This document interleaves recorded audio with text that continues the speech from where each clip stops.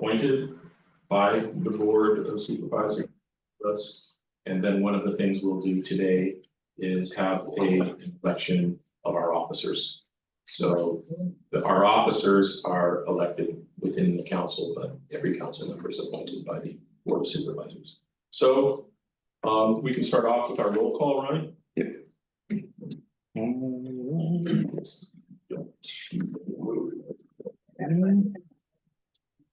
Thomas Lane, Here. George Cleveland, Here. Jim Herman, That's it. Dr. Melinda McLean, Not here. Mickey Norris, Tom Owens, Excuse the absence. Randy Lloyd, Here. Terry Edlinger, Here. and Jed Hart.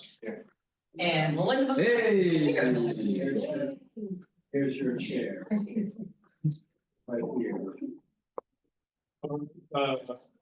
Treasurer's report. Yep, so we're still sitting at $2,901. Okay, members of the council had a chance to look at the meetings, the minutes from the December 11th meeting. Are there any comments? Questions, objections, requests for changes? Does anybody move to approve the minutes? So moved. George moves to approve the minutes. Second. Second, so all in favor? Aye. Okay, so next item, although it's under information items, George has convinced me that it makes much more sense to have, now that we've just approved our last month, the last minutes from last year, to have our MAC officers election now. So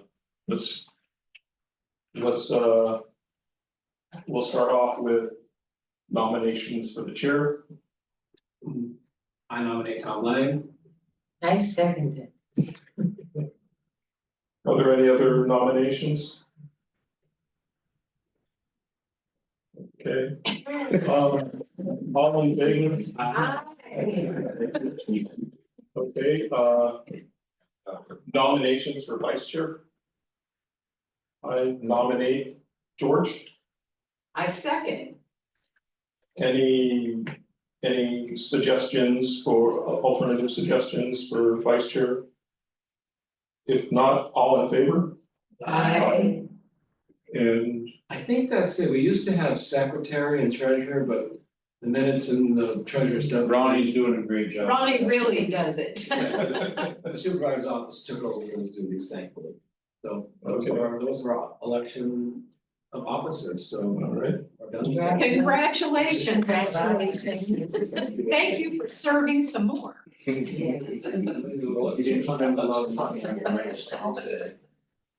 have a question, point of order. Would it make sense then, given what you just said, George, for there to be a proposal that you can have passed, made the treasurer and secretary administrator and given to the county, No. rather than. We don't have bylaws, so we don't need to change Gotcha. anything. We can do it however we want. Okay. Actually, we can do it however John lets us. That's true. That's the truth. all right, so we'll go to our regularly scheduled presentation, starting with the county update. Ronnie? Yeah. Pretty quick county update, let me get in front here.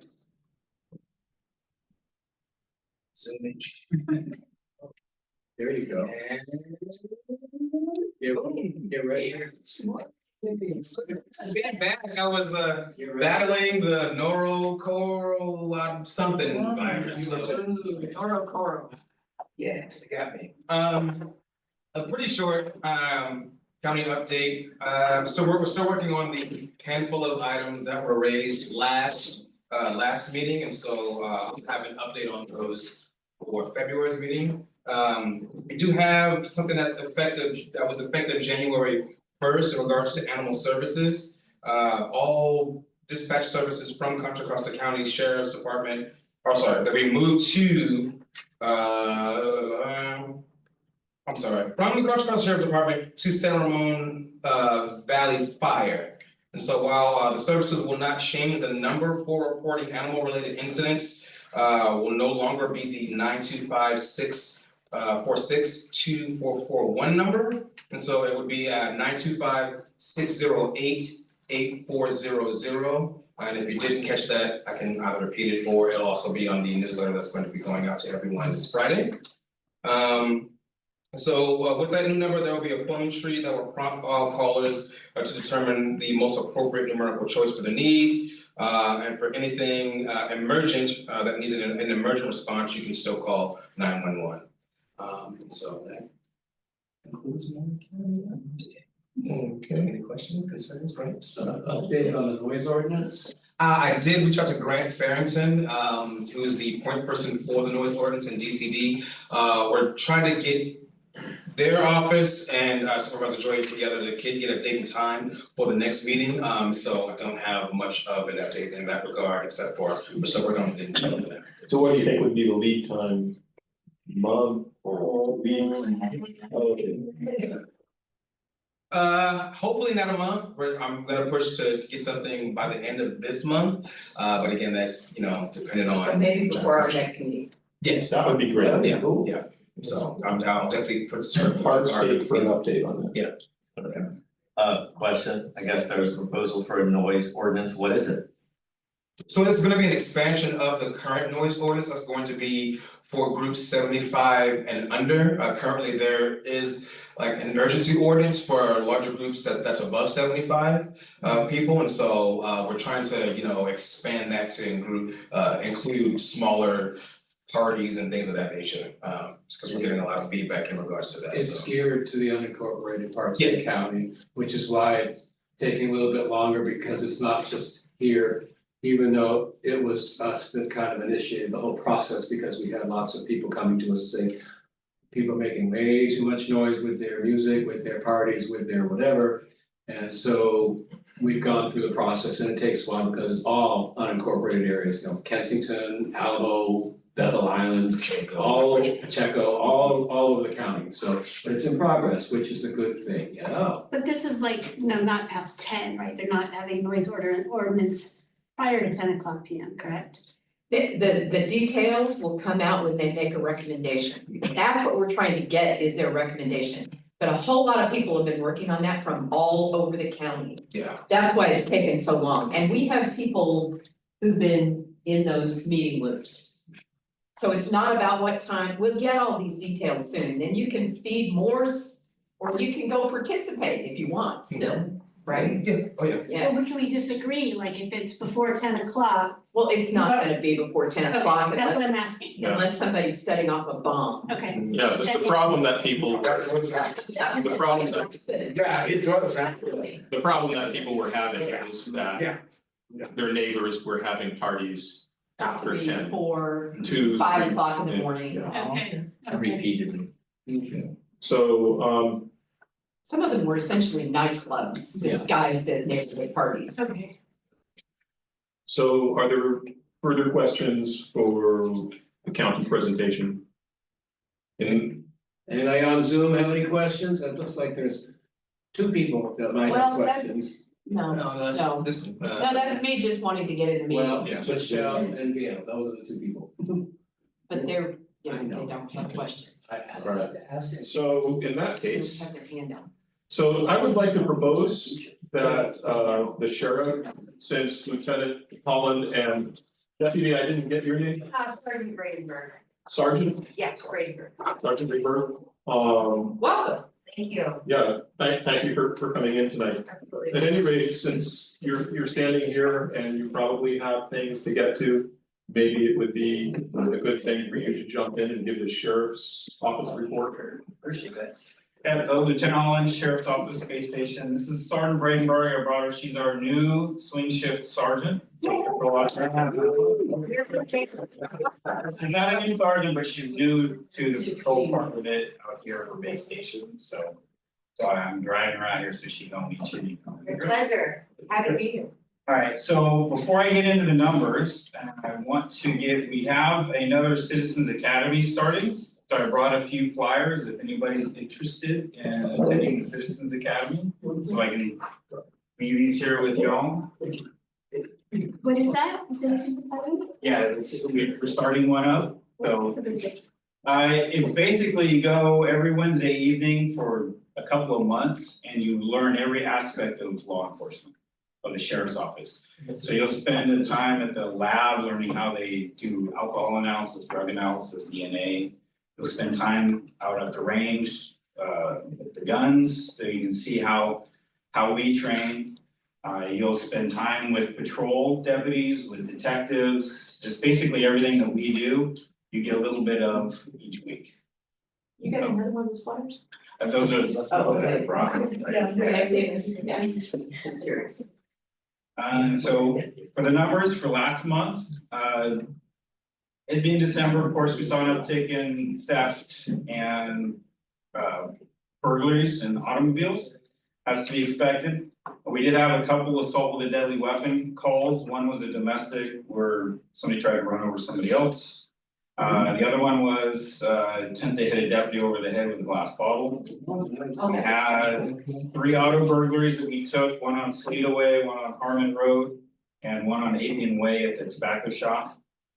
We had 2 residential burglaries, one on Allview Ave, where they had left the unlocked rear door.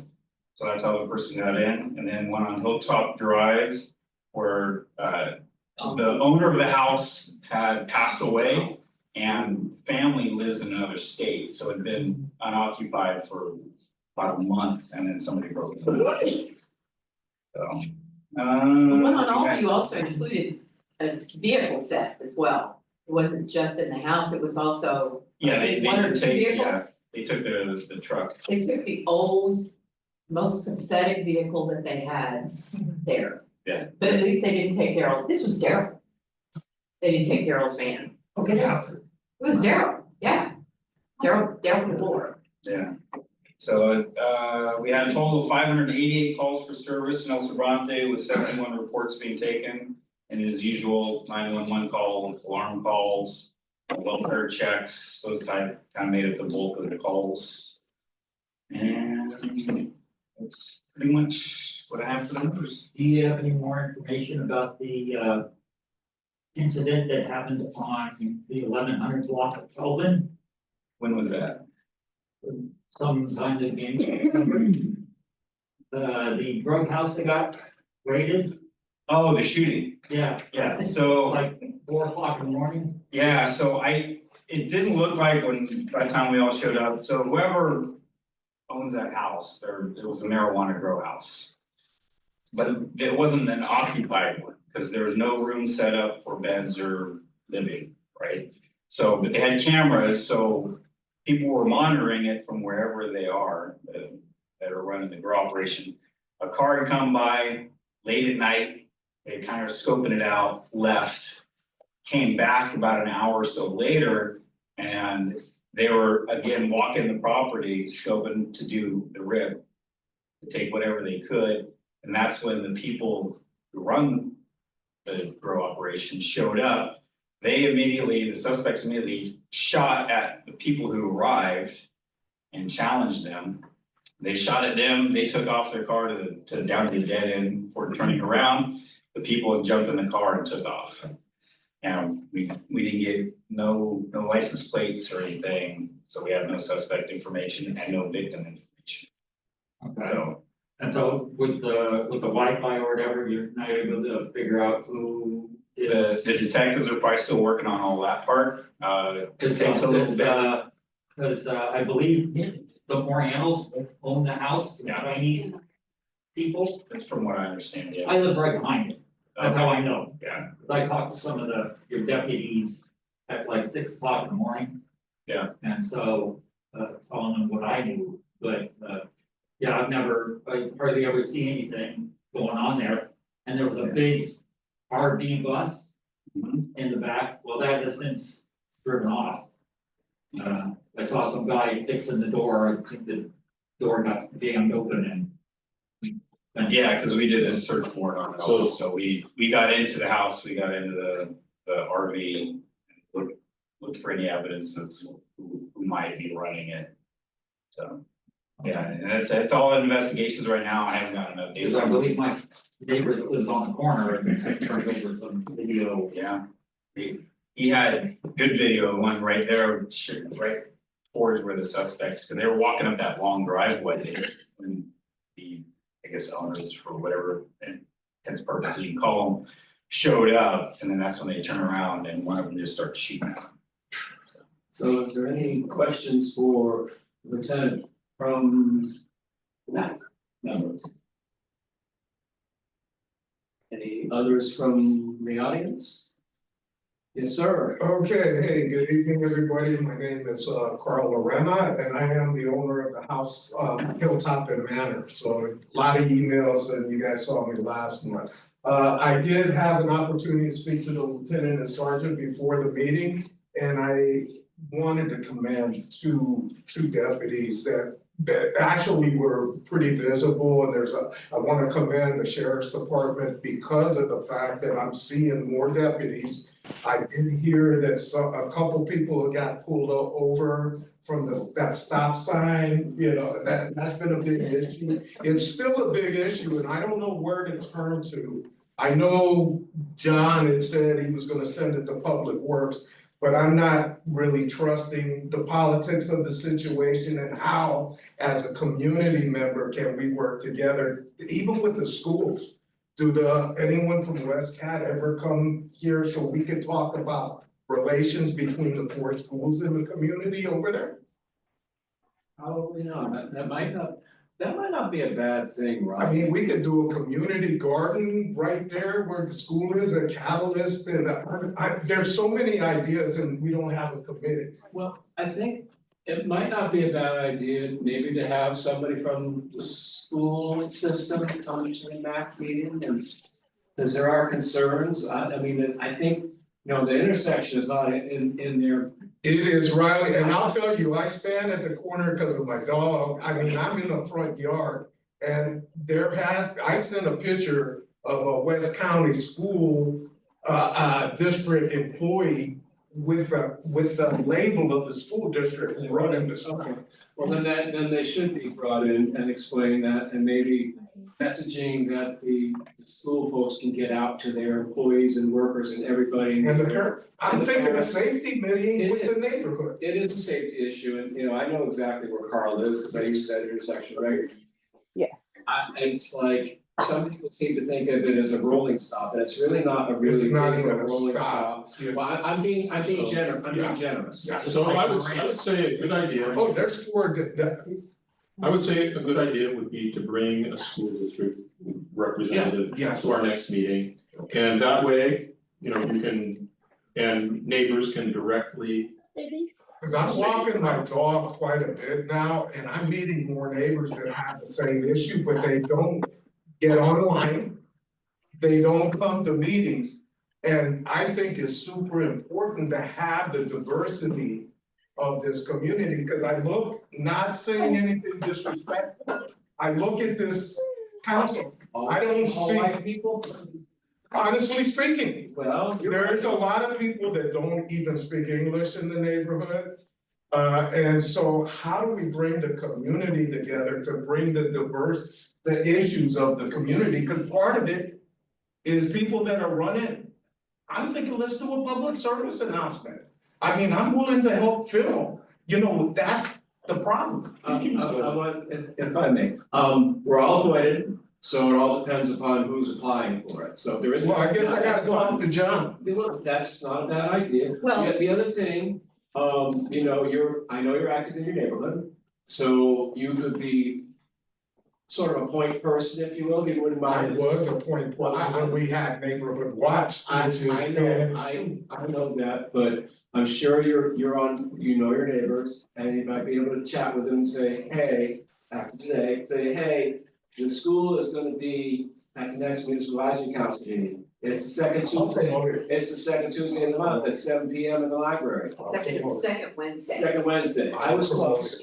I knew it ended with the letter DAY, I got that. So second Wednesday, 7 p.m., have them show up, have them talk to the school and tell them your concerns about what's going on with that. There's 4 schools in the community. I know. Okay, so Lime Therapy is no longer that split. So what we'll do is we'll have us, I know you pushed me off, thank you. No. No, not with you all, Not at we all. have to proceed with the meeting. So, Yeah, because Carl, we heard your concerns, they are most valid. And we are working a way to help address them and have the community input, because you know a lot. But I'm sure there are some of your neighbors who might have other information that we don't know about and we want to hear. So that's why we're gonna do it at the next meeting, so bring your people. okay, so are there any further questions from the MAC for the Sheriff's Department? Further questions? Ruth Williams Rocky, I've lived in West County for a fairly long time. What are the plans for National Night Out related to the Sheriff's Department and anybody else? And that might be a good thing to put a committee together for this particular corner for National Night Out, a barbecue on the corner. Get permission to block traffic and all that kind of stuff, just to make it happen. So I know that that's coming up. Yeah, August, usually not it's too in many August, and yeah, if your neighborhood throws a little neighborhood party get together. You can email me or get in touch with me or our community resource gals that work out in Martinez. And we'll make sure that a deputy comes by and hangs out, and talks to y'all that works that area. And usually on National Night Out, we'll attend whatever neighborhood party is going on. I don't know where they are. And you all were very present in our Pride celebration too. You all are very good at showing up when we do community events like that. Yeah, We just appreciate call and that. ask us and, calls permitting and staffing permitting, we'll, yeah. And that was actually in Richmond, it wasn't even. We had both RPD and the deputies and we appreciated that. In Benol, we had a fire truck. We had. Oh, we also had the fire department in Spain. And a truck. They bring equipment. You Yeah, guys we just don't- look cute. You Yeah, don't we don't have have, trucks. we don't have the fancy shiny trucks, our cars are kind of beat up looking, but. So are there further questions for the Sheriff's Office from the floor? Anybody online have any questions for Lieutenant? Maybe I just have one question. Have you all heard anything about the pretty horrendous robbery at the artistry? Where they locked the guy in his cage and went through the windows and everything. Has there been any follow-up with that or? And some of the downtown businesses have had a lot of burglaries lately. Yeah, like that. we have a couple kind of new people roaming up and down San Pablo Ave. No, I don't have any information, sorry, I didn't even get that, but I'll bring that for the next one. Yeah, cause I know it's been a conversation in the Chamber of Commerce. Yeah. And that folks there are concerned that we've got an uptick in that kind of activity on the dam road. Yeah, In I've seen a couple more incidents where somebody's walking up and down with a knife and screaming, some people are even having kind of mental health crisis or they're under the influence of some drug and they're out of their mind on that, or they're just not nice people. So we have seen an uptick. Well, the artistry was pretty violent. Yeah. It was a pretty violent robbery. Yeah. Yeah, not burglary, it's a robbery, because somebody was there. Chris, you have a question? Not exactly a question, a comment, I'd like to commend the department for getting rid of those two boats, and particularly the second one, they were taking care of around the footing. Yeah, we're still working on the trailer up on Hilltop, we're still working on that one. Well, in case I could have a question, a follow-up from last month, remember after we moved that part of the homeless first time? One time Pablo, Good Road by the car wash. Yeah, and The tires and their clutter was increasing exponentially, so, and it's becoming an issue. Okay. They're using the, Hey, Brian, did you hear about a violent robbery at the artistry? Yes. I think that's it. All right, We thank you as always, Lieutenant, and it's nice to meet you, Sergeant. Thank you for meeting you guys. We'll see you around. Look up the, for the Yeah. Citizens Academy, it's a good, lot of information for y'all. We're all Here's right, the Martina. flyer if anybody wants. I think it's. Have a good night. I'll get you, email, we'll get together. Sounds great, thank you. All right, so You got the story. is Michelle Reinhardt from Mountain Fire? Hello, ready to- Chair. Hello, Chair Lane. Can you hear me? I can. Great. Everybody hear Michelle? Thank you, Chair Lang, Vice Chair Cleveland, MAC board members and residents. I'd like to refresh our memories as to the LRA announcement I made during the last meeting. We await notification from CAL FIRE regarding the local responsibility area fire hazard severity zone maps. We anticipated that they would be out in the first few business days of 2025, and we have not yet received that release. So just to refresh everyone's memory, we were notified on November 1st that CAL FIRE intended to release the zone maps this month. And the maps will establish a moderate, high, and very high fire severity zones in the unincorporated and incorporated jurisdictions throughout the state. The LRA portions of unincorporated county, of course, is our focus here in this meeting, and updates and maps will be posted on the CAL FIRE and CONFIRE websites. There are still many unknowns, and I will do my best to keep you informed throughout the process. Given the Palisades fire and associated fires in the Southern California region of our state, I'd like to provide everyone with some reminders. First, please note that evacuations and evacuation drills are the responsibility of our law enforcement partners. If there is a specific request to be made for an evacuation drill, the Contra Costa Sheriff's Office will provide that support, and CONFIRE will participate in any organized evacuation drill by the Sheriff's Department. Please register for the community warning system. I'll provide the link in the chat. Please follow CONFIRE on our social media sites for regular agency updates. And please log on to Genesis Protect to know your zone. This is your evacuation zone. As you are notified in a catastrophic event, your zone will tell you where to go, when to leave. And please leave early. Please allow the fire crews the amount of ingress and egress needed to fight those fires. There's more information on the insurance discounts. Safer from Wildfires is a link that I'll provide again in the chat, and to provide support to residents in mitigation efforts, especially during the winter months, to allow your communities to be safer during a more active fire season. The Contra Costa Wildfire Mitigation Program, supported by Your Measure X dollars, provides you with the ability to drive projects for the community, for your community and the county, things like community chipping days, evacuation route cleanups, firewise strategic plan projects, removal of dead trees in common or open space that provide risk to the community, shaded fuel breaks, vegetation management and fuel reduction, home hardening, and the low-income exterior hazard control program that offers Zone 0 support. We are finalizing the gravel for this program that will be provided to any resident that clears that 0 to 5 foot area around their home. Again, fortifying and increasing the safety and fire adaptability for homes and neighborhoods. If there's any questions, I'm happy to answer them.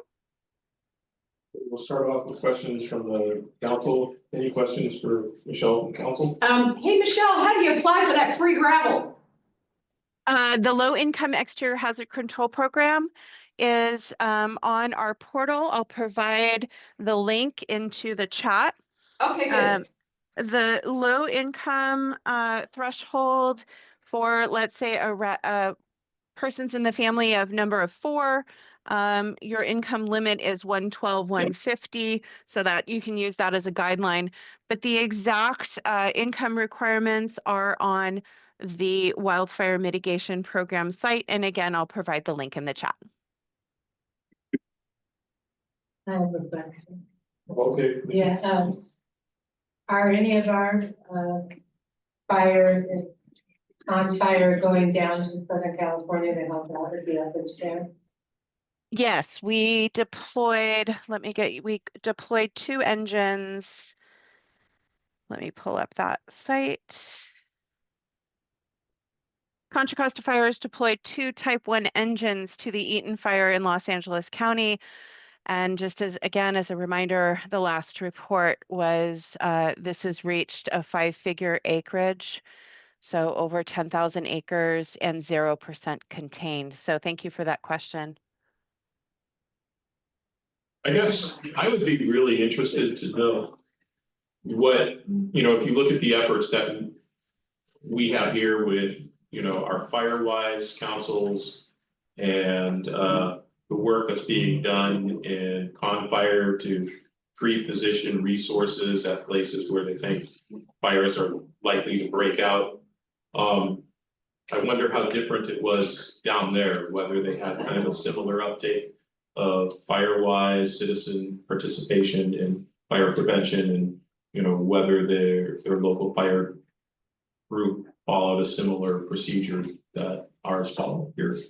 Thank you, Chair. That's a poignant question. It's very layered in the response, and I know that the investigations unit of LA is currently looking at that. We're looking at all public updates from that fire to again gauge what is being done there, and we're listening to the updates just like you are, right? The reason why I was asking this is that, you know, I'm wondering how much there is for us to learn, you know, so that we could help prevent a similar tragedy from occurring. Because maybe there are weaknesses that, you know, we work as hard as possible to create the citizen awareness. And we know that Confire is doing a lot in terms of preparing for these sorts of things. But, you know, how do we use that experience to understand what our weaknesses are? And I guess that's just my underlying thought. Yes, and I await the next fire chief's report. I think that there may very well be insight on that. You know, we do everything that we can to prepare for that catastrophic event. I hearken back to last May when we developed our annex for the local hazard mitigation plan, right? Looking ahead of other plans that will be updated in the short months and years to come, to evaluate the infrastructure and support that's needed for a potential catastrophic event. You know, from every fire that the state and national agencies experience, there are reports and there are things that we obviously keep up on. I think that just to give you a short, poignant answer, yes, we are looking at what others are learning and applying that where we can, given capacity and funding restrictions. Thank you. Are there any more questions from the council? If not, I think there are some questions. Hi, I have one question, 1 point to make. We live up on Butterfly Hill up at the La Colina School.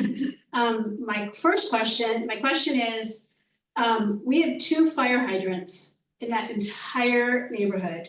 And I know in Pacific Palisades today, there was no water in those fire hydrants in a couple of those. That's what I was hearing on the news.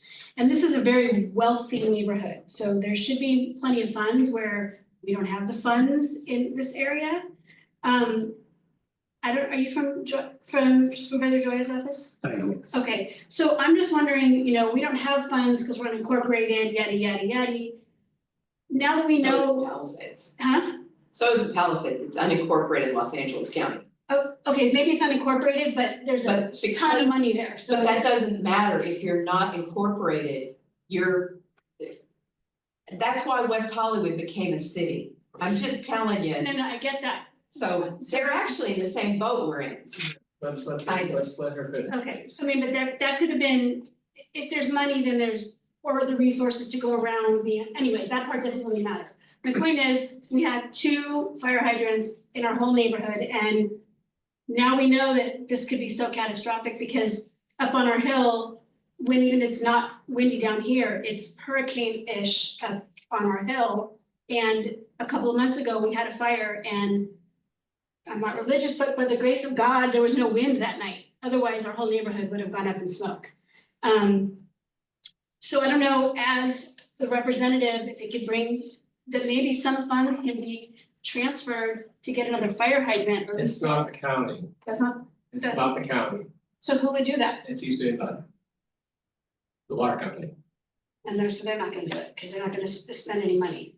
You don't know that, you have to ask, I'm retired from them, so that's why I know, it's, we contact them and see about the cost of putting in a fire, if they will do it. So here's an action item from that.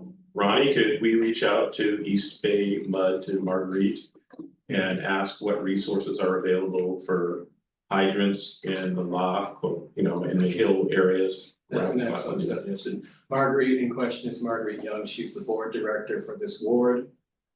Which includes us, and so that's the point of contact to reach out, and Director Young will get back to Ronnie and also probably try to find out from staff at East Bay Mud what the feasibility is of it and whether they believe it's necessary or not, because 2 fire hydrants for that whole area up there to me sounds insufficient, just knowing where you live, and so, we'll find out. Thank you. Yeah, and I feel your pain because I saw it, we were sitting on our patio in our Right, house, you're right behind us. watching all of that happen. Yeah, and then my second question to the fire department, thank you for listening, is I don't know that anybody from our neighborhood came down here after that fire. We were supposed to, but I think we got distracted.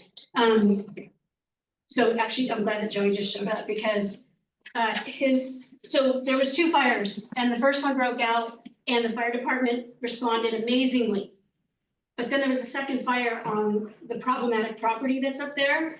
It was a barn fire. And with all the dumping that goes on there, there's a lot of hazardous material right next to the eucalyptus trees, which is right next to all of our houses, okay? And we called the fire department and they didn't believe us that there was a fire there. So one of the neighbors drove onto the property, took pictures, drove it down to the fire station, and then everybody showed up and they were amazing. The planes, the trucks, the bulldozers, everybody showed up, but it took one of the neighbors to go take a picture of the fire and drive it down to the fire station, which was his wife, but no, you called, it was Jamie, anyway. What day was this? It was a Friday night.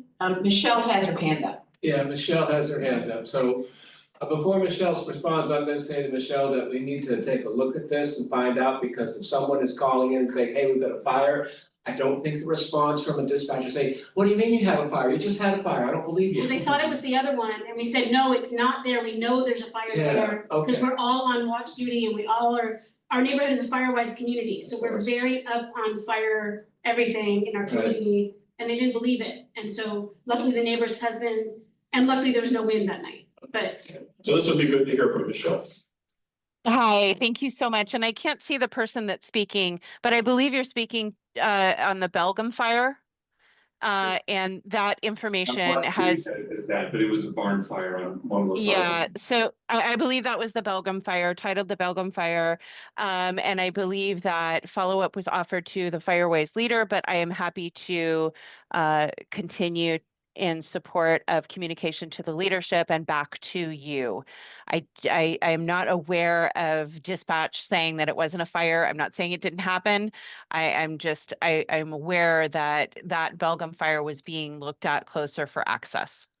I'm certain that those calls are recorded, Michelle, so if you or someone on that staff could look into this, please, and listen to the recording to find out what happened, because it doesn't make sense why I mean. Well, the Belgium fire was going on, Right, but this was a second fire. I understand, so this is about the second fire, not the Belgium.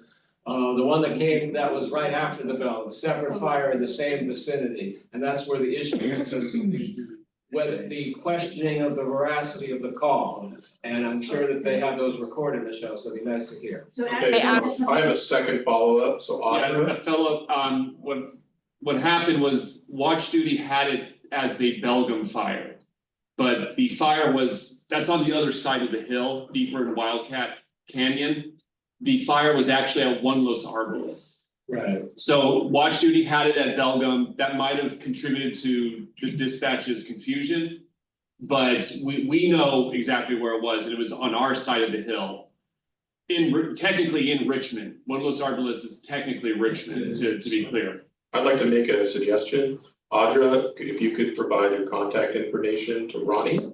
And we can see if we can facilitate a contact between you and your colleagues, neighbors, and people from Michelle's office, just to make sure that there are clear, really clean lines of communication so that kind of the time scale of what happened and exactly what went down is known, because I'm sure Michelle and her colleagues can learn a lot from that. That would help better responses. Do you mind being Susan Bell what it called? Thank you. Okay, so. Okay. There's nothing wrong with it. Go ahead.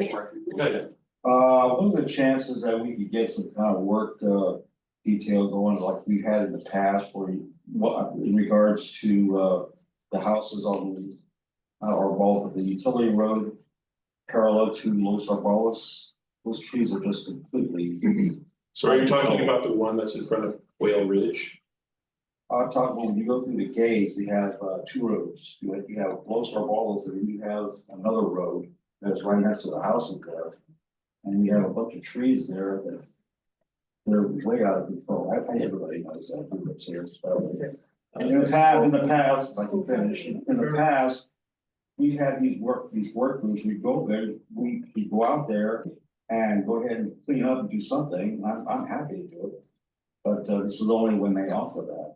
Okay. And I think it was very helpful. We got a lot done over there. It helped to mitigate any kind of fire concerns. And you're saying it's parallel to Los Arboles? Yeah. It's the access road where the school is. It's access road, utility road, whatever you want to call it. It's right next to the house. It leads to a property owned by the the community school, Wildcat Community School, their junkyard they have up there. Okay, I guess if it's trees, cause I'm not certain, as the gentleman behind you mentioned it, Los Arboles, I can't say that word. And which means the trees, ironically enough, and this particular access road, I'm not certain if it's county or city. But it would be something perhaps to direct to the supervisor's office to make the determination as to who should look at it.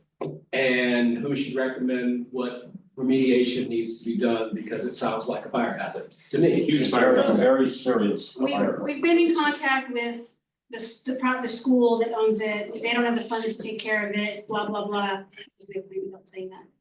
So we've already gone down the road, but is there any, and maybe I don't know who to address this to, is there any kind of enforcement that can be So is it put- in Richmond or? It's on the notes, well, I don't know. Is that for Michelle? It's- Oh, Michelle? Hi, thank you, Chair Lang, for making the suggestion to share my email. Ronnie, please feel free to share my email with anyone in the room that wishes to communicate and have follow-up. I will include the MAC board members on my communication back to the residents so they're kept well informed of these updates. The Los Robles location, we do have an exterior hazards complaint form. I will put that link into the chat. Ronnie will also have that. The follow-up on the second fire during the Belgium event, again, I am happy to provide follow-up. So it looks like Michelle area of responsibility includes this. Great. We just want to know if there's any kind of enforcement that can be made on this property because it puts all of us in so much danger. It depends on where it is, but That's there what you is, just said, there's a hazardous blah, blah, blah, Yeah, blah, there's so something- hopefully it'll go through. there's a complaint on it already. Another avenue, if that doesn't work, it could be something for code enforcement, because it is a property that is causing concern, legitimate from what you're telling. So there are ways to get it worked on, and we found some ways here in this meeting, so hopefully we'll come to some resolutions about fixing the trees and getting everybody straight on the two fires and so on. And we thank you for bringing this to us, because I don't know about this until somebody tells me. Thank you. So are Heather. Okay, Heather Ferguson? Yes, is there some place on the Ronnie, I guess, somewhere that shows a map of exactly where Richmond is and where El Sobrante is? Because That's a good one. I live He's on a, sorry, go ahead. It's like a Rorschach. It's kind of like those relationship statuses you see on Facebook. It's complicated, and I'm not saying that to be wise or anything, but as we know, the borders of this area are Convoluted. Thank you, thank you, Marcia. Marcia gave the right word, convoluted, so, yeah. So, But it's so online. is there a map? And There is on the MAC website, the El Sobrante MAC website, but again, it's the borders are the best that we could draw up, but there is a map. And then if, with the map, is there a place that says, if this is in Richmond, contact this person. If this is in El Sobrante, contact this person. Because again, I live in a complex that's only 6 streets long. 4 of them are in El Sobrante, 2 of them are in Richmond. So if something was happening on the street right up the hill from me, I would need to contact Richmond. So it would be great if there were on both websites, Richmond and El Sobrante, this is where you live, this is who you contact. For both police, sheriff, fire, etc. Would just be helpful if we could have something like that. Yeah, so I can only speak for the unincorporated side. There are sections of our website that's list out who to contact for what issues. Fortunately, since City of Richmond is incorporated, we wouldn't have so much say so in that. But I can always update that if that's necessary to make it a little bit more clear. Thank you. Yeah, okay, Michelle, go ahead again. Hi, so I wanted to reassure everyone, when a resident enters an exterior hazard complaint, it will be routed to the appropriate jurisdiction. Residents do not have to figure out which jurisdiction things lie in. We all work together between the various jurisdictions and fire departments. And there is also a link on our website to provide you with numbers and contact information for code enforcement issues. Is it a matter of like one color? Is El Sobrante street signs in white and? Yes, they And are. Richmond is in another color? Yes, the street signs for the unincorporated, they're kind of an off-white with black lettering. The street signs from, if they're uniform in Richmond, they're green with white lettering, so that's one way to tell. And the black and white thing is countywide, so you, like in Alamo or Kensington or. And if there's streetlights, it's Richmond. If there's no streetlights, you're in unincorporated. And sidewalks for the most part, us brownie aren't there unless you somehow manage to build them yourself. Any other? So. And Michelle, is that an old hand or do you have something else? Oh, that's an old hand, sorry. That's okay. Okay, maybe last comment for fire. I have another thing we need to bring to Well, your we have attention. open comment. Open comment, okay. So this gentleman had his hand up, Yeah, I just wanted to know from Michelle about the chipper program that you have for communities. It sounds like something this might be where neighbors could get together and figure out some stuff and get it shipped. Can you talk a little bit about that program? Absolutely. So that program allows for 10 residents, 8 if you are a designated Firewise community, to cut, gather, and pile vegetation from around your home and place the vegetation in 1 or 2 common locations in your community. Our Confire Crew 12 team will chip and haul away that vegetation. You are paying for this service with your tax dollars, but this is a resident-driven program. So a resident leader needs to be identified. Please reach out to me. Again, it's mrine@cccfpd.org. My first initial and the first 4 letters of my last name at Contra Costa Fire Protection District.org. And I will be happy to support your community chipping day event with a flyer and direction and communication back to our Crew 12 team. That's what I'm here to do. I'd just like to comment that they're amazing with that, because we're Firewise up on our hill, and we've done chipping day. We've had a neighborhood party, and a representative has come and spoken and passed That's out me. information. They've been really amazing about that. Thank you. That was me that was at your block party. Oh, I loved being there, and I loved walking the property with the host and speaking with the residents there.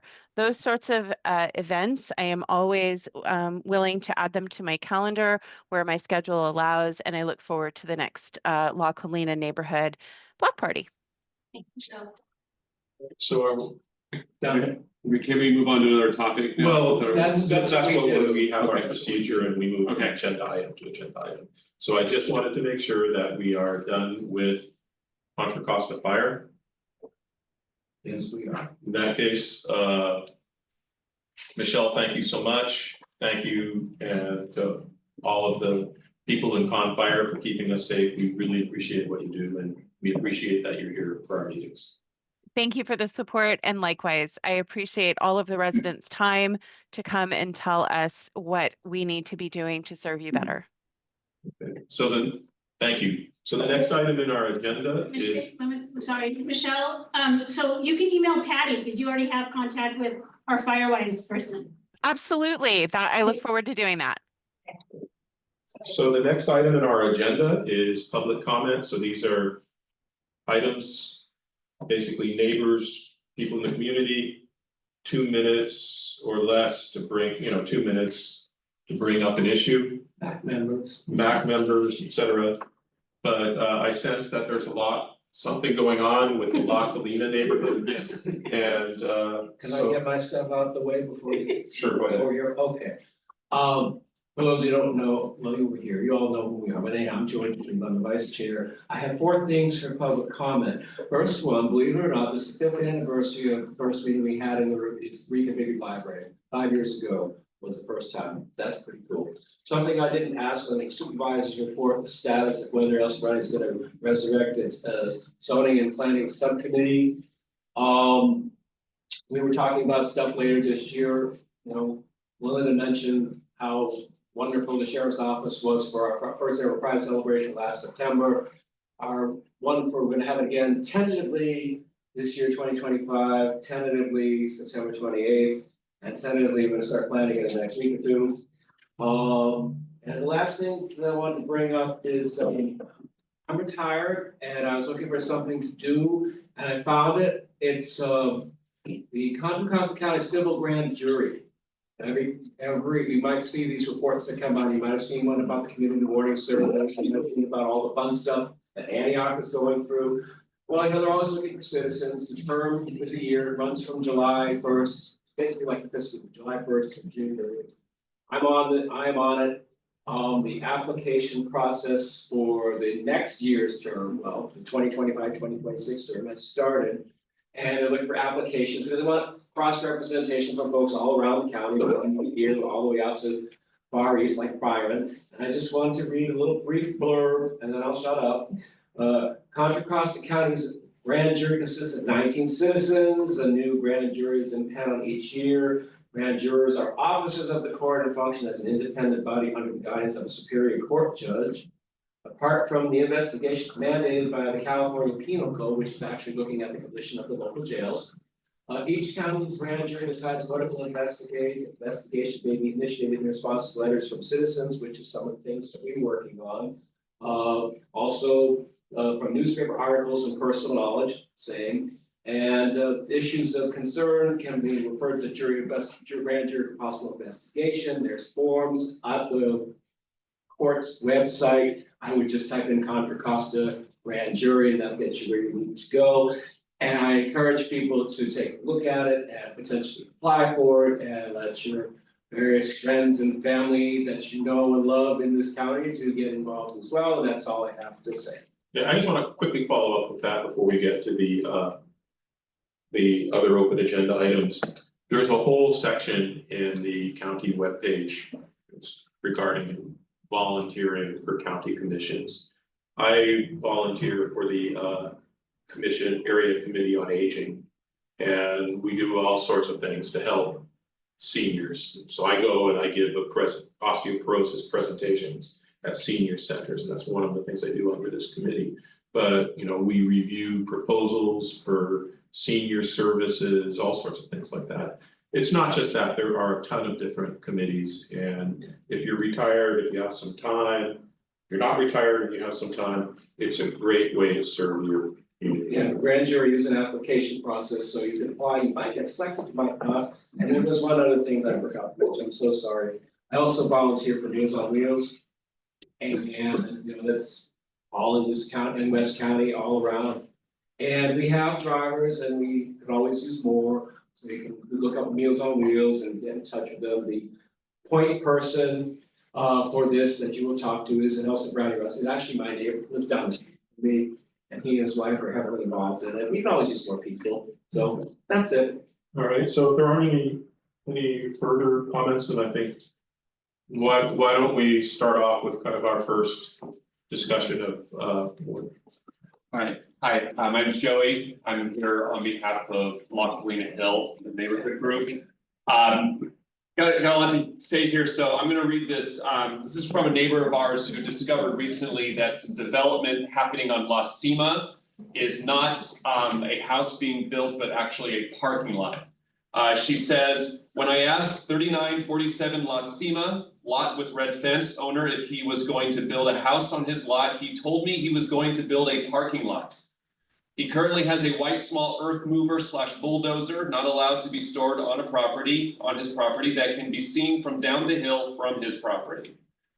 He has been doing grading and tree removal without permits. I heard and saw chainsaws cutting down trees, and my husband saw them taking away the logs at 11 p.m. a few nights. I haven't seen any activity lately. They don't have a proposal that we know of to change the land use from residential family unit to a commercial use.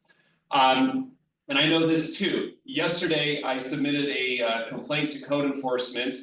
I was then sent to the planning department, spoke with someone named Teresa, who told me that she looked around, said, we don't see any permits for anything on that property. She then said, if anything changes, let us know. Found out later that there's more development happening there as we speak. So I filed another complaint today with code enforcement to let them know that there is grading on the property across the street from there. They are dumping a lot of their debris there. I don't know if it's without that owner's knowledge or not. A driveway has been put in. Now, we know from experience in our neighborhood that we had a temporary parking lot on that same lot that's being dumped on a while ago. It created an uptick in thieves and break-ins. It created more traffic congestion and overall a huge degradation to the environment, the wildlife, and causing more fire risk for us. So I'm not really sure what else I can do as a single citizen. I know my neighbors have also filed similar code enforcement complaints to have this looked at and stopped. The last thing we can do is bring it to all of you and hope that some sort of investigation will be underway to prevent, and particularly an illegal parking lot from being built on that property. What's the purpose of the parking? He's gonna probably rent out spaces up there, To what? Big trucks. big trucks, construction Like building equipment. material. so essentially like a construction yard Yes. type of thing, storage. Oh, Yeah, and that land, by the way, is the land that was all the landslide in the 80s, that all the houses had to be taken off. So that land should not even be usable for permitting for anything, and they're cutting down the rest of the trees that are holding the land in place. So Tom, it was across the street from what I showed you. Okay, so I remember we were looking up the hill. So when we went around the corner to the right of us, which was back up to all of our properties, they had used it for a junkyard. They were piling cars on top of each other. That was taken away. That is now, nothing's there at the moment. They've tried different shticks over the years. It's across the street and up the hill a little bit. So there was an apartment complex they were preparing the ground. That got stopped a couple years ago. A little bit further up the hill, there's two properties. One was where they're working on it now, they made a driveway already and a big fence so that you can't see behind it, but you can. And that's the one that they're proposing to have a big parking lot with. But not building- proposing it, they're just building it. That's what they're saying, they're building it. Next to it, They asked permission from here to cut the tree and they didn't get it. and that's the one next to it. That's the one next to it. Well, we don't make those decisions. No, but they're. They don't have a permit. Right, and the property next to it, they also started building and cutting down trees. That's been stalled for a couple months, but they removed a homeless encampment like behind, and I don't know what they're doing behind because we can't see it, but from the street, they've taken out most of the trees and there's a big lot. There is some cars that are big machines that are parked there right now. So besides the fact that it's being used for commercial and it's in a residential area and they're putting in basically junkyards, that road is not strong enough for these big machines. It's gonna like Very detonate. narrow. It's narrow Very and it's bumpy. not the weight, number one. Two, again, it's landslide area and they're taking out the rest of the trees. And three, what was my other point? Okay. I mean, probably. So we've heard. Nothing from code enforcement. So we've heard. Oh, that's what I was gonna say. Code enforcement has bounced us around so far. Someone named Angela told me to speak with the planning department told me to go back to submitting a complaint, which is where I met Angela, who sent me back and forth. So as I said, Teresa has told me she cannot find any permits, any applications currently for that property. So my feeling is you've laid out some facts pretty nicely. It would be nice to know if there are any additional pertinent facts that the neighbors would like to lay out. Yes. That Joey and Audra haven't laid out. And one more. I spoke to someone last week in code enforcement. And she was a little snippety with me and said, there's nothing there right now, so we can't do anything. Even though the trees are coming down and the landslide's gonna be bad. And they're already building, there's containers there, but there's nothing they can do. She said, if the fence is not higher than 7 feet right now, we can't do anything. So that's the message I got last week. So the question I would have is, so you know for sure that nobody from planning or DCD has come by to actually physically document, As far as we know, as far as you know, what the status of affairs is right there. correct. And all of our neighborhood is in conjunction cahoots. We've got some of them here tonight, but basically our entire hill is concerned about this. Of course. And we don't have sidewalks and these Right. trucks are coming up and down. I remember the last time you were here, when the last time there was some shenanigans Yeah. going on. So I decided, because I hadn't been up there, I drove up there, I'm like, wow, my little SUV's kind of bumping and bouncing on this road. I think because this is a chronic issue, Ronnie, I really think that the supervisor's office needs to get involved and make some inquiries with the planning and the code enforcement people to find out what's happening here. Because I remember the last time I went up there, like, I was like, what is this? Why this? Because it makes no sense. You know, what's happening up there, because it's an undeveloped plot of land, but it needs to kind of stay in that. Because of the issues with the stability of the land itself. And you've got the neighbors around them that are, they just wanna live their nice, quiet, peaceful lives and not be disrupted by machinery and building and secretive and fence building and all the other stuff that's going on up there. So I'd like to see if we could maybe take a concrete next step. Yeah, I mean, I Concrete can next reach out step. to either Jason Crapo, who's over code enforcement, or Rosita Hodge, she's one of the code enforcement officers, and she's really responsive. One thing I'm wondering is it really doesn't hurt to have the neighbors talk directly with the people in code enforcement, with Supervisor Joya's office, present on the call as well. In that way, like in a Zoom meeting or something like that, images can be shared and some sort of plan can be gotten together so that county government can get there, document what the state of affairs is. People like soil engineers or whoever has the relevant expertise can be there, and some sort of plan, whatever that plan turns out to be put together to resolve this so that it's handled safely, because this seems like it does seem like a safety issue. I've been up there and I've seen some of the junk that's since been cleared up, but you showed it to me while it was still there. And some of those trees that have been hacked out and so on and so forth. So it'd be good to get the true lay of the land. Pictures, but also video. as well, because the pictures are kind of the literal snapshot in time, but if you got active video that's going on, you just take videos, say, this is what's happening here, you know, and just, you know, survey it, because You just have to be careful too, because if 39, it's people that are doing stuff 47. illegally, I don't know how safe it is for us to You be. don't wanna have any Right. direct contact with them. Right. So you do that at your discretion and your safety. And if you see people there, you know, don't expose yourself to any risk. But if you don't see anybody there and you can take you know, even if you can just report exactly what you're seeing. I think the guy who. But we need to have you talking directly to people in county government with, you know, Supervisor Joya or someone from the office there to listen to it.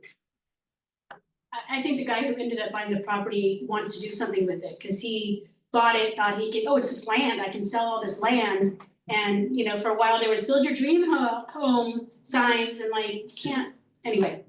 I mean, you can do whatever you can do with permitting, which is a whole evaluation process that involves multiple factors and they're, you know, if they own the land, they're free to apply for whatever permits they want, but they have to have the permits. Just circles around so many times. Yeah, a little bit, but you know, working with the supervisor, I think we'll get the process hopefully in the direction it should be, which is basically stop. You know, like I guess if it's unpermitted, there should be something where they can issue something. It where needs to they- be red tag. That's. I can tell you what needs to happen. That's what I was about to say. The building department needs to come out and red tag it and then come after them if they do anything. Yeah, exactly. Cause you're not, trust me, if you don't have a permit, they'll red tag your property. Exactly. But first they have to know what's going on, That's right? right. Just kind of feet on the ground and sort of open up. Yeah, if like this is red tag or if it's unpermitted work being done, they'll shut the work down. So I know from experience. And the red tag is what does that. Exactly. Because- Yeah, so. So is there anything else with respect to this issue or Any of the other neighbors wanna chime in? I mean, we all can witness this, and it's kind of a no man's land up there, and it seems like for some reason, like shady business can just kind of slip under the radar, so. Yeah, I That's guess- why, you know, we have to step up and we'll. Of course, and we Yeah. appreciate you coming, as I said the last time I drove up there, cause I hadn't been up there, I mean, I've been in Sobrante for 20 years, that's the first time I've been up there. And I was like, wow, this doesn't make any sense at all, especially just the work and the fact of trying to get in and out on that road is just. Large vehicles, that's silly, so. Right. And increased fire hazard if all that's. That's up true, there. that's true too. Yeah, thank you. I agree with all these statements that have been made and support my fellow neighbors as well. And I appreciate this council holding space for these voices to be heard and shared and for safety and well-being for our community. Absolutely. Thank you. So, you know, welcome to come to any meeting, that's why we have the open agenda. So I have this thought, just as you keep describing this road, Ronnie, what would happen if there was a request done to Public Works about limiting weight on this road and or length of vehicle? Cause that's a common thing on little roads like that. Well, you have to be, I think you have to be a little bit careful with that because. Unless I'm totally out of my mind, y'all have garbage and trash collection up there, which means, you know, those vehicles are kind of heavy and. They have to go in and then they have to back out because they can't turn around. I have the same thing on Lambert Road, so at the end, same thing, so it's a good idea.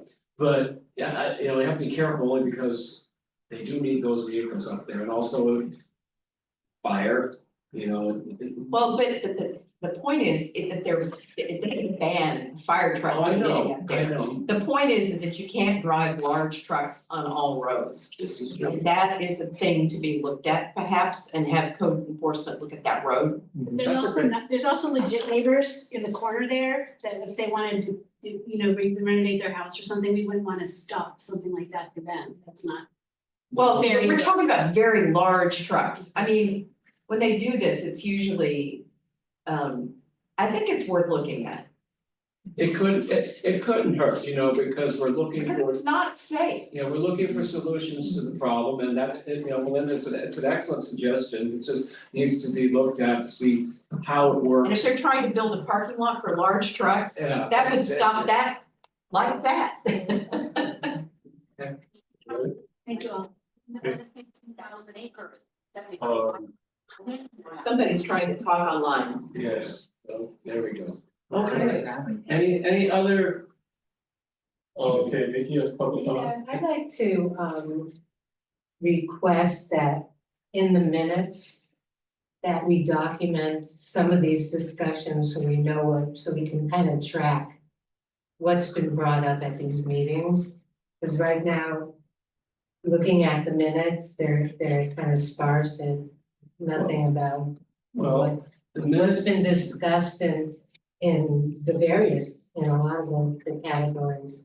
Don't mean to make more work for you, Ronnie, but I feel like we could use some more details a in couple of the things, minutes. two things, they can be sparse. In fact, that's all that's required is to be sparse, and all of our meetings are online and they're on YouTube. They're recorded. And they're recorded, so and I think when the announcements are put out to everybody, say, here's where you can find the agenda, here's where you can find the meetings. They're there, and if there are instances where we have to look at something because we're not sure what we've done, because shockingly, we're not perfect.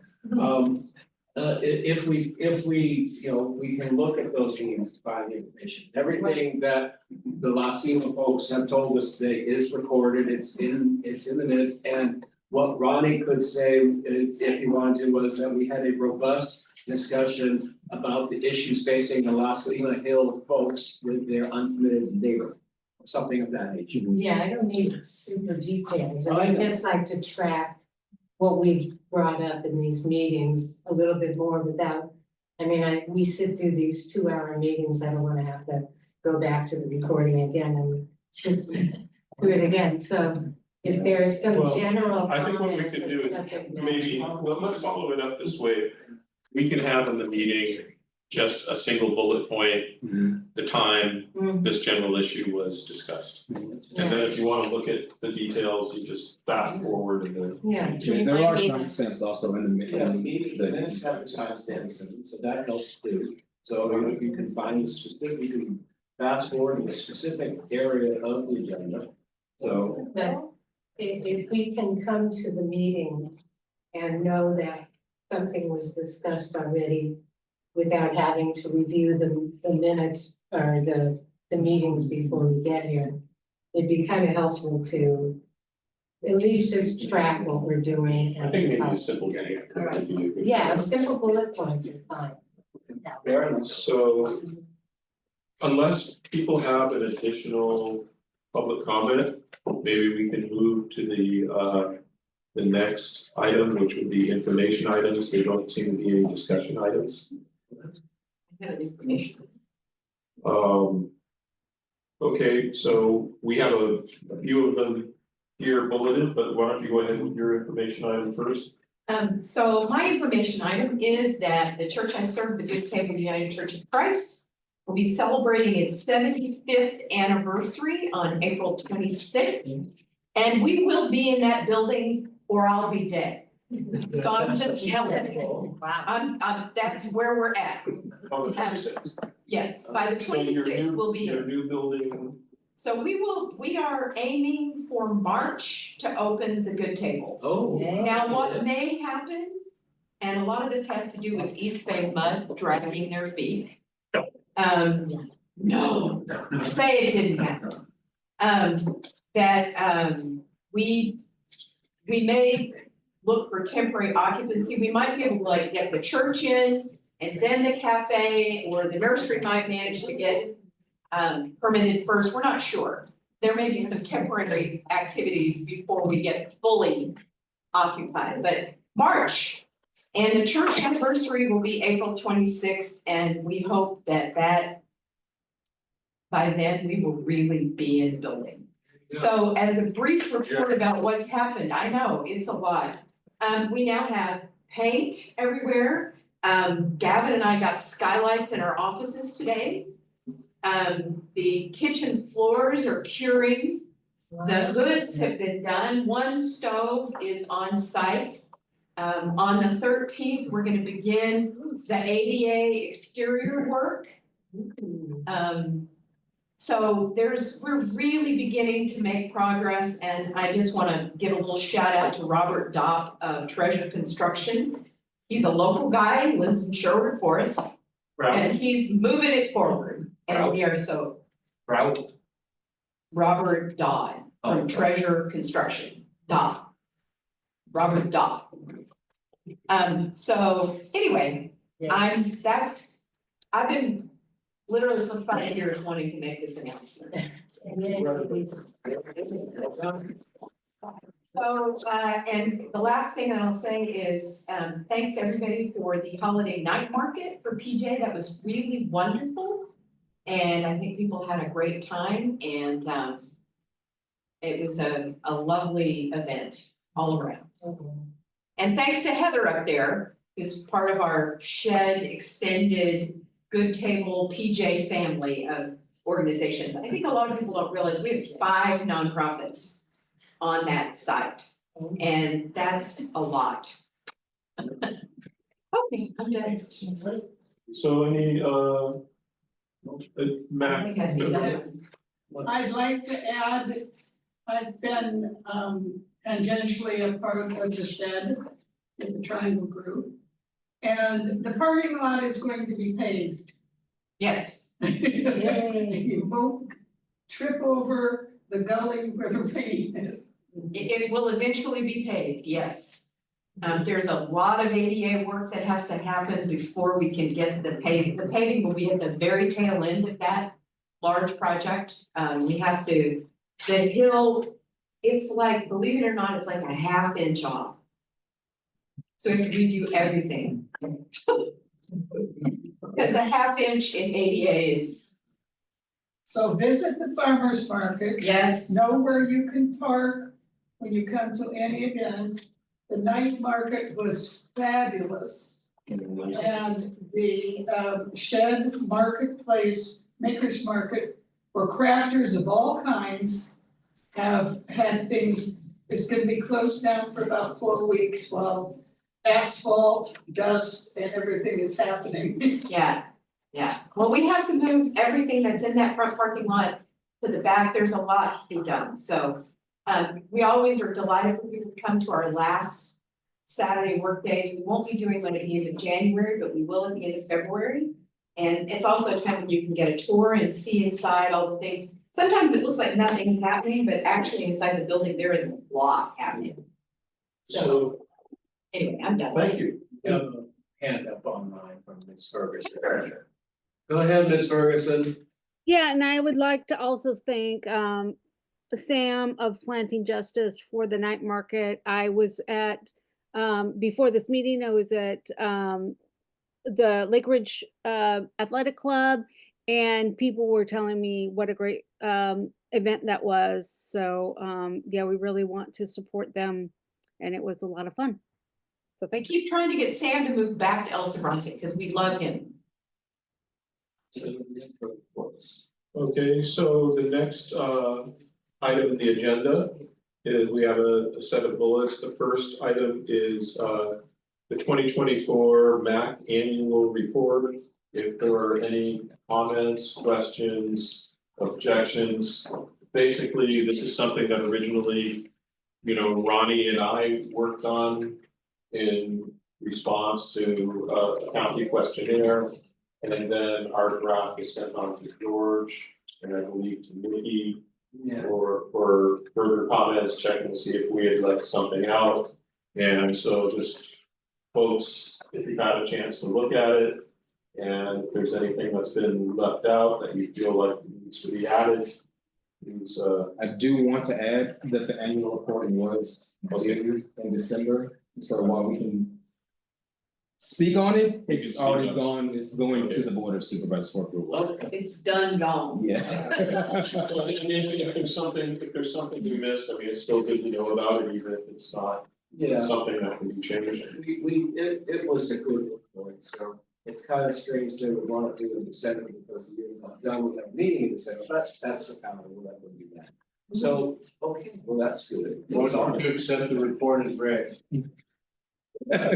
Second. All in favor? Aye. Okay.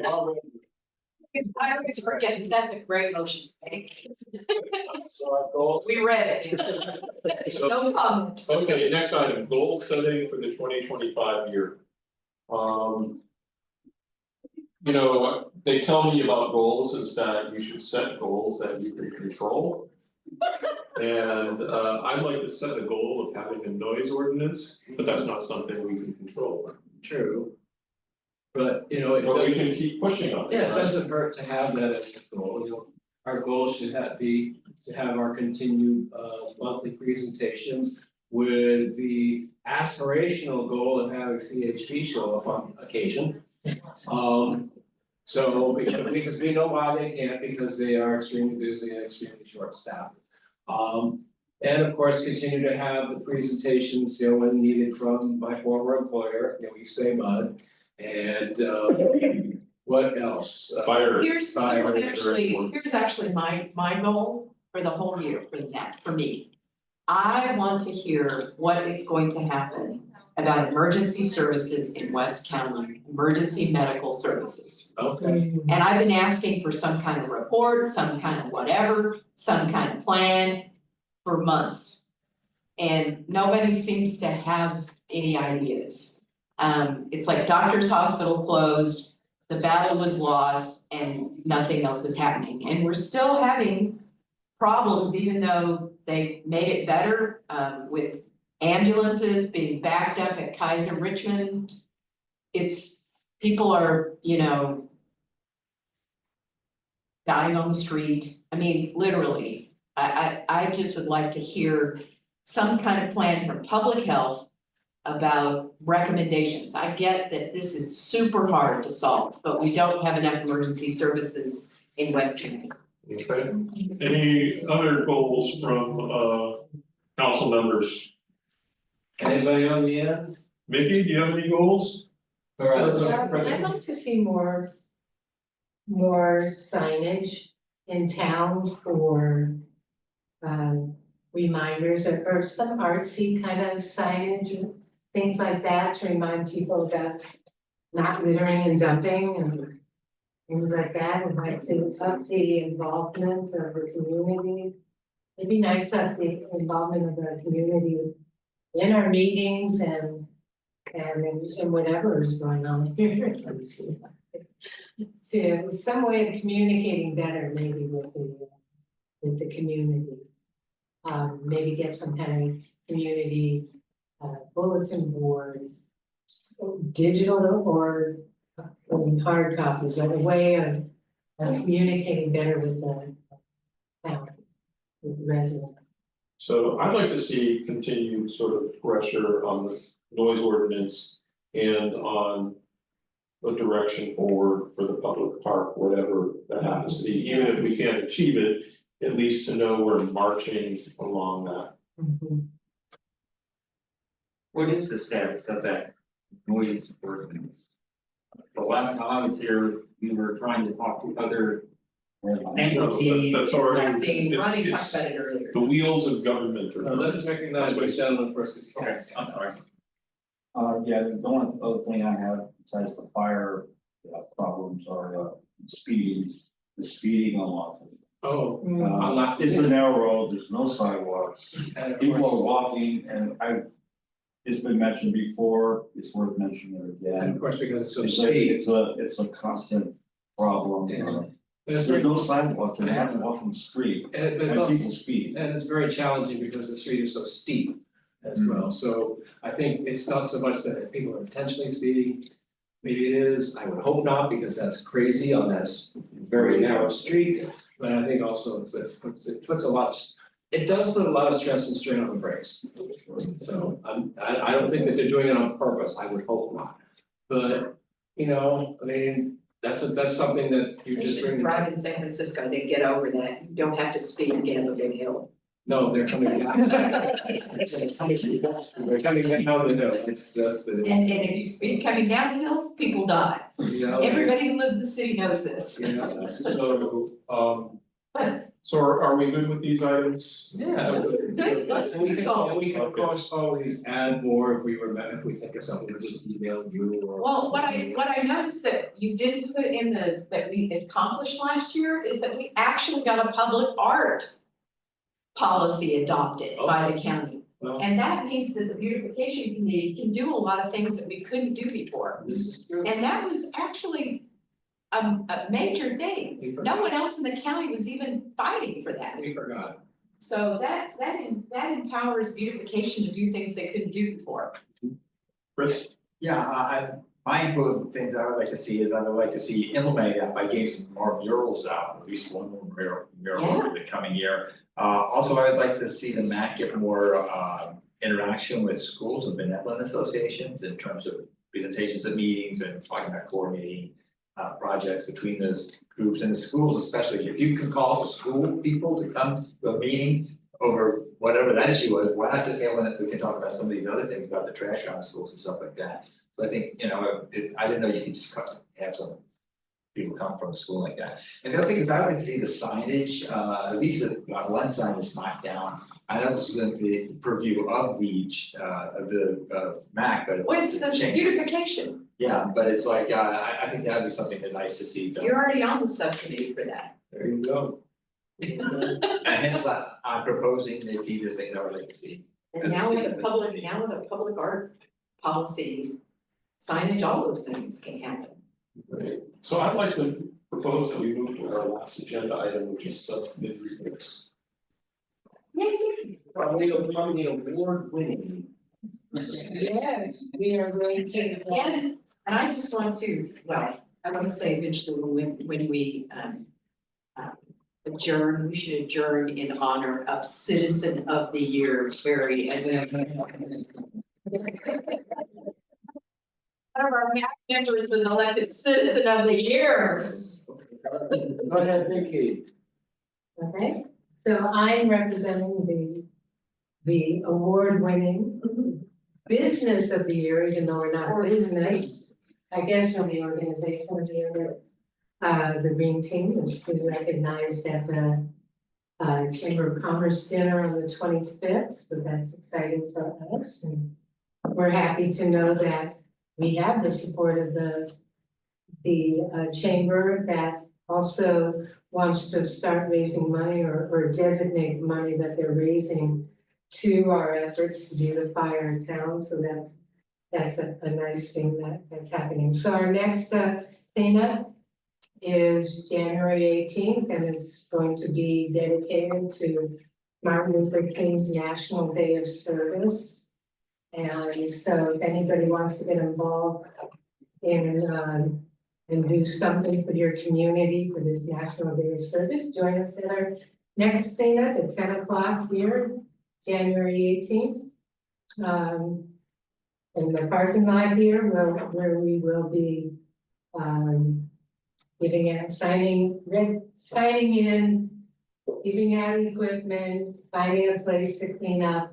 And if people are interested in doing interim cleanups, if you can't make it on the third Saturday, be in touch with us because some of us go out at other times as well, another time. In fact, we're gonna be going out on the 16th and cleaning up an area that people have designated. I think it's gonna be around Walgreens and around that area that needs some additional litter attention. And we're so excited. Sue Boudreau is coming back, moving back. And she. On the 14th? She's coming back on the 14th, sure, I'm sure she'll be involved with us, because we're, this is one of the things that are dear for her heart is the environmental concerns of our area. And she's learned some things from her experience in England, and she wants to bring it back and share it with us and see how we can build community around cleanup and beautification efforts.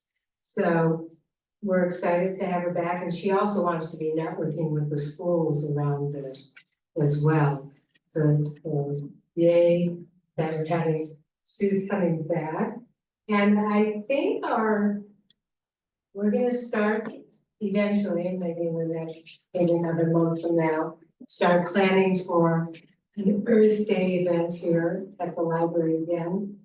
Our annual Earth Day, where we try to get more of the community involved and to participate. And I think it'll probably be on the third Saturday in April, which will be April 19th this year. So mark your calendars. For So the that. day before Easter. It's the day before Easter, yeah. It's a Holy good Saturday. Good day to remind people to take care of God's earth. There you go. Right?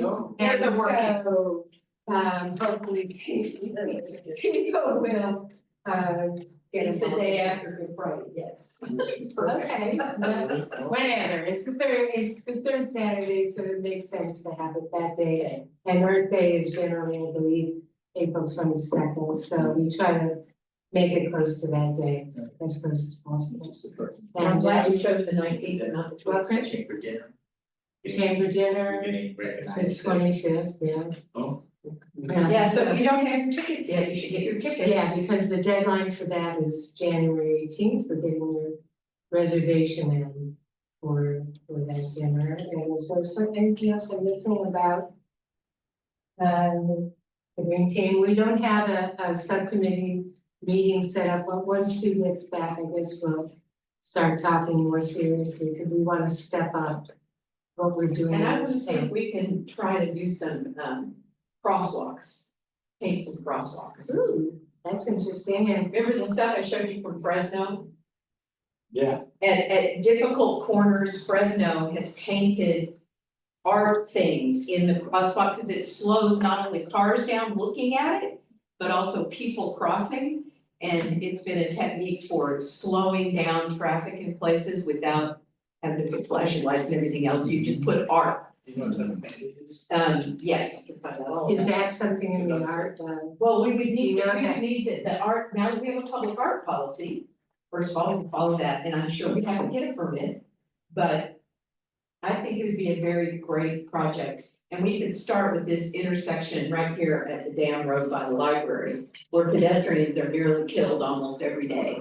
And then the one down at Castro Ranch and the dam road is also dead. We've had people complain about very specific Yes. places, and that might, because it also makes like a welcome to El Sobrante, yeah, that's a great right? It idea. could be signage and traffic calming, so I would love to see if we can work on that. Let's put So- that type of item on the agenda for next meeting. So We can, I know we're Supervisor Jordan are planning on meeting the traffic engineer. And I believe a few folks here Yeah. from last meeting, so I go out to a few spots. To the Castro Ranch thing, and that's where we Valley could View. talk about how to permit something like that. That's a good idea. So I had that on my agenda for when we have that meeting. So all this kind of segues into the agenda items, speakers. Okay, well, Yes. I just wanted to also acknowledge Heather on there, because we're gonna be hoping to network more and with this shed and as partners hopefully and some of these beautification efforts that we wanna do and because it's a great venue to, step up our efforts. So did you have? Yeah, what is your average participation count per event when you do your green team cleanup? When we do it, it's anywhere from, it seems to be somewhere around 15 to 20 That's on about your average, average like people per who month. come in and help us. But then on Easter, on Yeah, Very very, I think we can have 50 to 120 people, depending on. And how many days a year do you do that? Just the one day? We do the third Saturday cleanups every third Saturday of each month, so we do 12 cleanups. Yeah. Third Saturday cleanups, but one of them, actually, two of them. Also, the coastal cleanup day that we do in September is a bigger one where we make more of an effort to thank the volunteers or give the community an opportunity to have info tables like we do at the Earth Day event. And we also want to acknowledge the library, that's been a fantastic partner with us. And that leads into my next question, of what's the maximum number of participants you guys can accommodate for that? I don't think we have a maximum. So 100 people showed up, we have vests and stuff. We have vests and we have, I'm not sure if we have 100 vests, but we can also encourage people to wear bright colors, but we have, Right, we'll have bags, we have gloves, we have good stuff. vests. Good deal. I mean, it's nice, you know, we don't need to, I don't think at this point to, unless we know that we're gonna get an incredible. That's why I'm just wondering, what is the maximum you can accommodate right now with what you have? I think probably the 75 at least, you know. And we have it also in children. We want to encourage families to get involved because it's such a great lesson for kids to grow up learning about caring for the earth and your community. But and we do have some children's size vests and gloves as well. Good stuff, yeah. Yeah, but thankfully, we've had also contributions from people who want to help and buy more things for our team, like What is it? lanes, Yeah. and helped us with those, and we appreciate that. So do you ever put out something like a little card that tells, hey, if you wanna donate to what we're doing here, these are the items that we can use and stuff like that, if you can get donations for bags, or if you can get donations for grabbers or more vests or gloves or anything like that. Thank you for that You know what I suggestion. mean? You put out a little card that tells, you know, hey, these are the items that we can use. If you wanna donate and pass those out, and I bet you'll get a lot more participation than you imagine. That's a great idea, you know, we have also an email list from everybody who participates in our events and on our Saturday cleanups. I think I have, you know, a few hundred people now on my list that I communicate with. I can add something like that. It's also a good thing too for a lot of the businesses around here, they can put their names on the back of the safety vests as well, right? So that they know that you guys are sponsoring and they're sponsoring the cleanup days, and you know, it kind of helps everybody works together as a group. If they can't participate actually on the days, they're gonna supply you with the stuff, you know, things like that. That's our dream. So we have some good, But we, you know, we can all work together and put together, like I said, a card that makes that happen, you know. You wanna donate some vests with your company name, you wanna donate gloves, you know, we'll put your logo on our flyer. Put that in your acceptance speech at the chamber. There you go. Yeah, but I think I do It's your want to. business of the year. Businesses and Yeah, I think you'll get a lot more participation if you come up with an exact item list of what you need. And they, instead of just saying, yeah, if you can help us, and they're like, oh, we don't know what the hell they need, you know what I mean? If you have it all cut and dry for them, I think you'll get a lot of help. great suggestion. Mr. Chair, did you want to maybe move this along to adjourn? Yes, I did. Okay. Oh, And okay. agenda items, so I think the gentleman who was here, I forget his name. He was talking about this, Carl, I think he makes a good point, we should probably have somebody from the school district here at the next meeting to talk about speeding and going through stop signs in that area, especially with 4 schools in the area. Put some art on this corner. That would be another corner that might be a good So one. Ronnie, you think we could see if we could get somebody from the school district here? I can reach out, yeah. Okay. Okay, I just want to let people know, if you don't know already, that the West County Forum that has their monthly meetings is having a lunch tomorrow at La Strada, and Republic Services is going to be helping, so we get to hit them up. What's going on? You're going. And did they get the contract, do you know? I don't know, but that's something I can follow. Yeah, it's not, it's still. Are there any further agenda items? That is, I think we can Adjourn at what is it, 8:39 p.m. We're done. Right, all Zoom, thank you for joining. Terry, Oh, and we're adjourning this meeting in. in honor of Terry Edlinger, Citizen of the Year. Exactly, so that is how we're adjourning the meeting. That is a birthday. Yes. Okay, yes. See, you need anything, good job. Happy birthday. Thank you. That's what you just seen. Whose birthday is it? I don't know, so we gotta get out of here. Oh, Oh, my goodness. Birthday links. Yes. Thank you, sir. Oh, yes. Yes. Maybe we should have that with the.